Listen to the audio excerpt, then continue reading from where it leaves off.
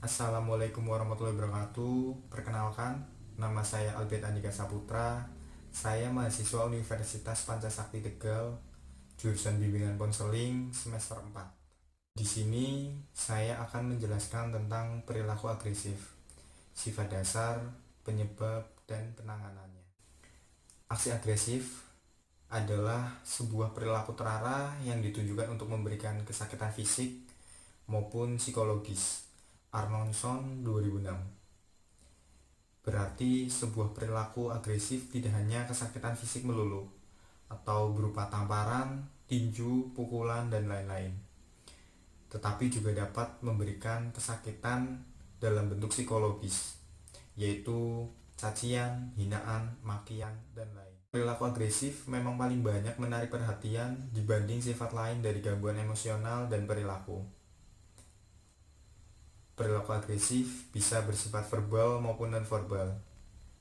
Perilaku agresif yang biasanya nampak adalah memukul, berkelahi, mengejek, berteriak, tidak mau mengikuti aturan atau permintaan, menangis dan merusak.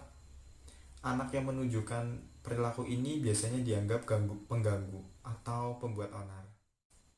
Penanganan masalah perilaku agresif harus dilihat dan dilakukan secara menyeluruh. Artinya semua pihak termasuk guru dan orang tua serta lingkungan sekitar. Karena memang kelemahan dari anak agresif adalah ketidakmampuan menguasai keterampilan dalam hal sosial.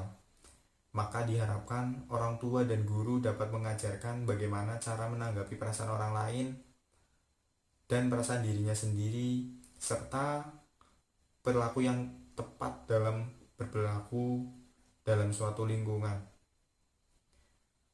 Misalnya dengan cara melatih mengungkapkan perasaan apa yang dirasakan, senang, sedih, marah, gembira, dan perilaku seperti apa yang harus dilakukan ketika ada teman yang mengambil barang yang memang tanpa isi. Saya mengambil contoh kasus yang bersumber dari internet, kejadian tahun 2019, bulan 10, tanggal 24. Seorang siswa SMK di Manado tikam guru hingga tewas.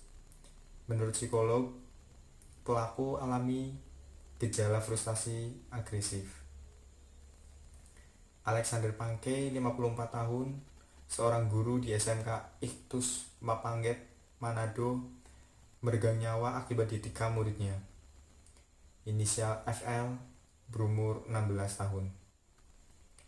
Pelaku mengalami penikaman hanya karena tak terima ditegur korban karena kedapatan merokok.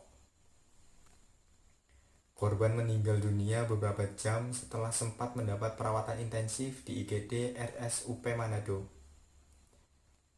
Frustasi adalah perasaan sakit hati, kecewa akibat terhalang ketika mencapai suatu tujuan. Menurut psikologi lulusan Universitas Gadjah Mada, Selasa, tanggal 22 bulan 10 2019.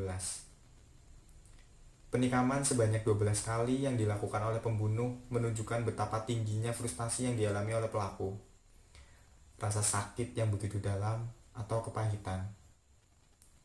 Terutama yang dialami oleh remaja yang mana emosinya masih labil meluap-luap, cepat sekali tersinggung dan tidak mampu berpikir secara rasional karena kurangnya perkembangan moral yang dimiliki si pelaku.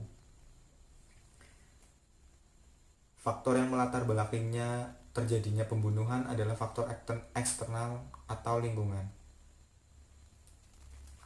Pelaku melakukan kekerasan karena mengobservasi dan mempelajari dari lingkungannya, bisa dari keluarga dan temannya.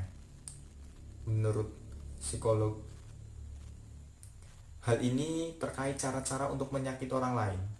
Kelompok mana saja yang tepat bagi pelaku untuk menjadi target dari agresi? Tindakan apa saja yang akan dianggap benar untuk membalas dendam? Dan dalam situasi atau kondisi apa yang mengizinkan pelaku untuk berperilaku agresif? Dari teori belajar sosial, bisa dilihat bahwa perilaku agresif tergantung dari faktor situasi pengalaman yang dialami oleh pelaku. Misalnya reward. Apa saja yang diterima ketika melakukan agresi?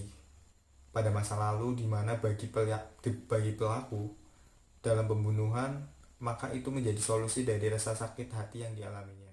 Sekian penjelasan dari saya dan cara penanganinya, serta contoh kasus agresif di tingkat SMK. Kurang lebihnya mohon maaf. Sekian dan wassalamualaikum warahmatullahi wabarakatuh.